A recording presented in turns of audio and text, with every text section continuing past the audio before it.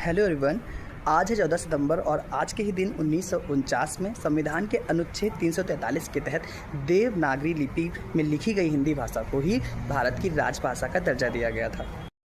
आज के दिन स्कूलों, कॉलेजों और सरकारी संस्थाओं में हिंदी दिवस का आयोजन किया जाता है। उसमें निबंध प्रतियोगिताएं, कविताएं आदि हिंदी में लिखवाई जाती हैं। इससे हमें हिंदी की महत्वता का एक समझ मिलती है, हिंदी के महत्व को समझ पाते हैं। और ये दिन इसलिए भी मनाया जाता है कि जो हमारे देश के युवा हैं और जो हमारी नई पीढ़ी वो हिंदी के महत्व को समझे कि हम अपनी असली उन्नति इसी भाषा से जुड़कर कर सकते हैं। भारत सहित कई देशों में हिंदी पढ़ाई जाती है और बोली जाती है और ये एक भाषा है जो हमें हमारी संस्कृति, हमारी परंपरा से जोड़े रखती है।